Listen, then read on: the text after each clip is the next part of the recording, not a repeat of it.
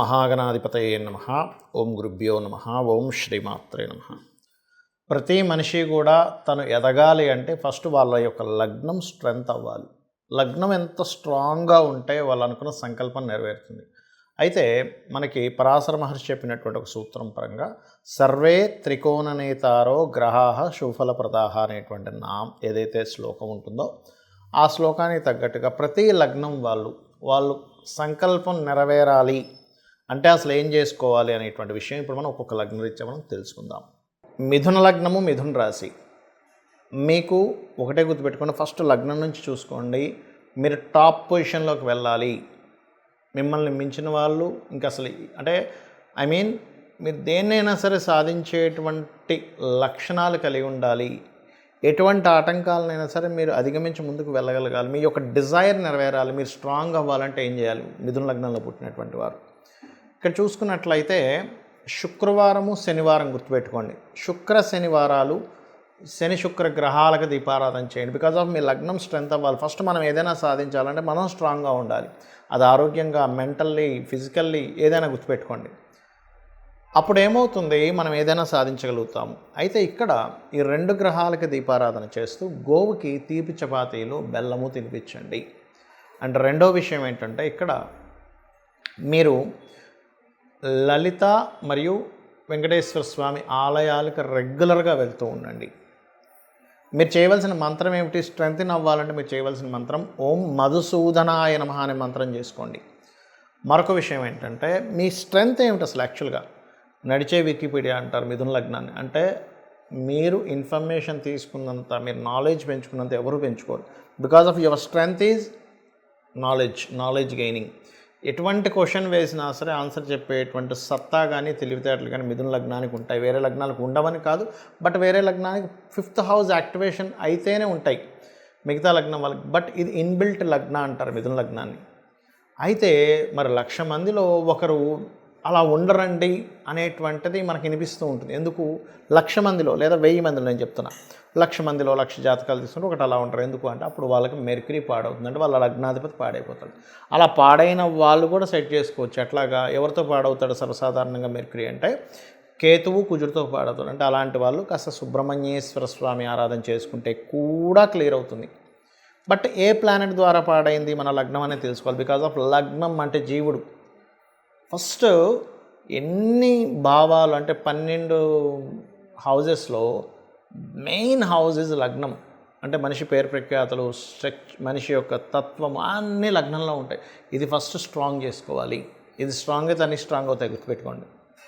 కాబట్టి ఇది చేయండి. అట్లాగే తెలివితేటలే మీ స్ట్రెంగ్త్ కాబట్టి మీ ఐడియాతో వర్క్ చేయడం, అంటే ఎవరికైనా సజెషన్స్ ఇస్తూ, ఐడియాస్ ఇస్తూ, మీ ఐడియాలే మీ ధనం, గుర్తుపెట్టుకోండి. మీ ఐడియాయే మీరు మీ ఐడియా వేరు కాదు, గుర్తుపెట్టుకోండి.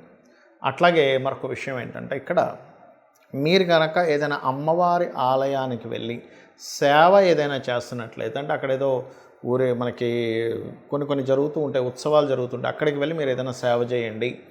100% మీకు సక్సెస్ అవుతుంది. అయితే ఇక్కడ మాత్రం మీకు మెర్క్యూరీ బాగున్నాడు అంటే మీ సక్సెస్ అంతా కూడా కమర్షియల్ స్పేసెస్ కొనడం, కమర్షియల్ స్పేస్ మీద వర్క్ చేయడం వల్ల మీకు బాగుంటుంది. అందరికీ లగ్నం తెలియాలని రూల్ లేదు, వాళ్ళ నక్షత్రం తెలియాలని రూల్ లేదు, వాళ్ళ రాశి తెలియాలని రూల్ లేదు. కానీ తెలియనప్పుడు ఏం చేయాలో కూడా చెప్తాను. అదేవిధంగా అసలు ఎగ్జంప్షన్స్ ఏమిటి, ఎగ్జంప్షన్స్ ఏం చూసుకోవాలి, ఎట్లాంటివి అనేటువంటి చెప్తా. ఇప్పుడు మనం పాయింట్ నెంబర్ 1 ఇక్కడ మనం ఒక లగ్నానికి అని చెప్పి తీసుకున్నాం.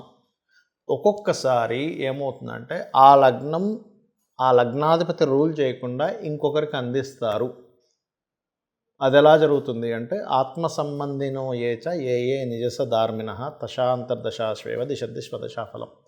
అంటే మహాదశా ఫలితాలు ఎలా ఇస్తాయి అనేటువంటి దాని మీద ఒక శ్లోకం చెప్పడం జరిగింది పరాశర మహర్షి. అంటే అదేంటి, ఆత్మ సంబంధం బట్టి, అంటే అదే ప్లానెట్ ఇవ్వకుండా అది ఏ గ్రహంతో సంబంధం పెట్టుకుందో దాన్ని PAC అంటారు. అంటే ప్లేస్మెంట్, ఆస్పెక్ట్ అండ్ కంజంక్షన్. తద్వారా ఆ యొక్క ఫలితాలు ఇస్తుంది. అలాగే ప్రతి గ్రహం కూడా తన ఫలితం తను ఇవ్వకుండా వేరే గ్రహాన్ని అందిస్తుంది. అప్పుడు పర్సనల్ చార్ట్లో వేరే గ్రహం ఏ గ్రహానికి వెళ్ళిందో పర్సనల్ చార్ట్ చూసుకొని దాన్ని బట్టి చేసుకోవాలి. అది ఇన్డెప్త్గా వెళ్ళేటువంటి విషయం. బట్ నేను స్టార్టింగ్లో ఏదో చెప్పానో అది ఖచ్చితంగా అది కూడా పనిచేస్తుంది, పనిచేయదని కాదు. ఇక రెండో విషయం ఏంటంటే, ఏమంటే నాకు నక్షత్రము, గ్రహము అంటే లగ్నము, రాశి ఏమీ తెలియదు. అప్పుడు నేనేం చేయాలో అంటే ఒకటే చెప్తానండి మీకు. నిత్యము సూర్య నమస్కారం చేయండి. మీ లగ్నం 100% స్ట్రాంగ్ అవుతుంది. అంటే లగ్నం గనక స్ట్రాంగ్ అయింది అంటే మీరు ఏదైనా సాధించగలుగుతారు. అంటే మనం ఫస్ట్ స్ట్రెంగ్త్ఫుల్గా ఉండాలిగా. మానసికంగా, శారీరకంగా మనం స్ట్రాంగ్గా ఉంటే ఏదైనా సరే సాధించగలం. అతను విల్ పవర్తో అతను సాధించాడు, అతని యొక్క ఐడియాలజీతో సాధించాడు, అతను ఓపికతో సాధించాడని చెప్తూ ఉంటాం. అలా ఒక్కొక్క లగ్నానికి ఒక స్పెసిఫిక్గా ఉంటుంది. అవన్నీ ఇచ్చేది సూర్యభగవానుడు. ఎందుకు అంటే సూర్య నమస్కారాలు చేసుకుంటే ఇవన్నీ ఎందుకు వస్తాయంటే సూర్యుడి లోపలే అందరూ ఉన్నారు. బ్రహ్మ, విష్ణు, రుద్రులు, అమ్మవారు. చూడండి మనకి లలిత సహస్రనామాల్లో భానుమండల మధ్యస్థ భైరవి భగమాలిని అని చెప్పడం జరిగింది. వాయు పురాణంలో మీరు కనుక శివలింగం లేదు మీ దగ్గర, శివునికి పూజ చేయాలనుకుంటున్నారు, సూర్యుడి మీద ఇలా వదలండి, నీళ్ళు వదలండి, అదే శివునికి చేసేటువంటి అభిషేకం అని చెప్పడం జరిగింది. అంటే ఏమిటి? శివుడు, అమ్మవారు, విష్ణువు, సకల దేవతలు, అప్సరసలు, అదేవిధంగా యక్షులు, గంధర్వులు, పితృదేవతలు, నాగులు, వీళ్ళందరూ అందులోనే ఉంటారు. కాబట్టి ఫస్ట్ చేయండి. రెండవది, ఈ యొక్క కలియుగంలో ముఖ్యంగా శాస్త్రాల్లో చెప్పినటువంటిది గణపతి యొక్క ఆరాధన, చండీ పారాయణము. చండీ మీరు వేలు ఖర్చు పెట్టి నా దగ్గర డబ్బులు లేవండి హోమమే చేయాలంటే అని ఇంకక్కర్లే. ఈ కలియుగానికి కొన్ని గొప్పదనం ఏంటంటే చండీ వింటూ మీరు చండీని ప్లే చేసుకోండి. చక్కగా మెడిటేషన్లో కూర్చోండి. మీరు హోమం చేస్తున్నట్టుగా ఊహించుకోండి. ఎందుకంటే కలియుగానికి ఉన్న చాలా గొప్ప విషయం ఏంటంటే మీరు ఒక మంచి పనిని ఊహించుకుంటే దాని ఫలితం వచ్చేస్తుంది. డబ్బులున్న అందరూ ఆల్రెడీ నా దగ్గర డబ్బులు ఉన్నాయండి అని మనీ ఉన్న వాళ్ళు నేను చెప్పేది కాదు. మనీ లేక ఇబ్బంది పడుతూ అయ్యో నేను అలాగా నా జీవితంలోనే ఈ అప్పులు ఎలా తీరాలి, మా పిల్లలకి చదువులు ఎలా చదివించుకోవాలి, నేను ఎలా ఎదగాలని తపన ఉన్న వాళ్ళు, మనీ లేని వాళ్ళ గురించి నేను చెప్తున్నా. ఆల్రెడీ డబ్బులు ఉన్నాయి, హ్యాపీగా చేసుకోండి. ఎందుకంటే మీరు ఎప్పుడు కూడా మనీ ఉన్నప్పుడు ఖర్చు పెట్టాలి.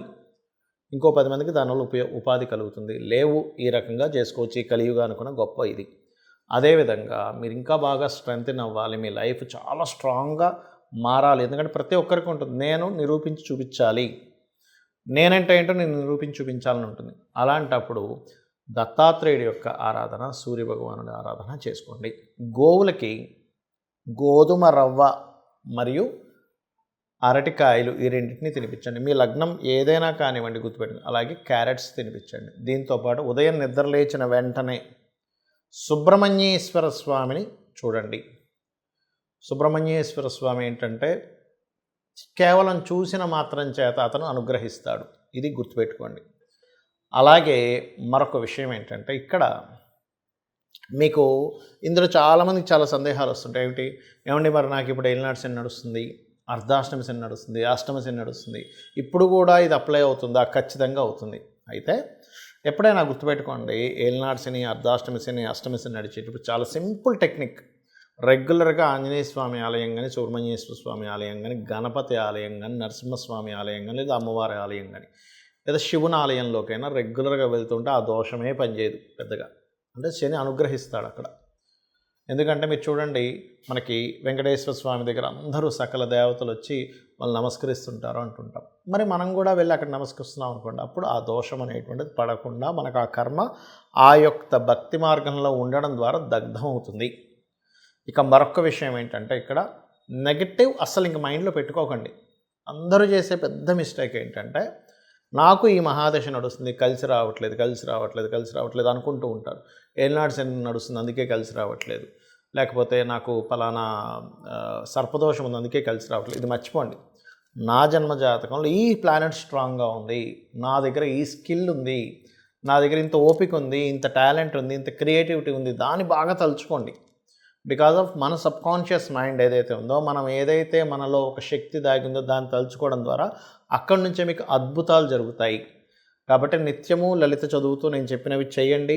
ఖచ్చితంగా మీరు అనుకున్నటువంటి స్టేజ్కి మీరు చేరుకోగలుగుతారు. శ్రీమాత్రే నమః.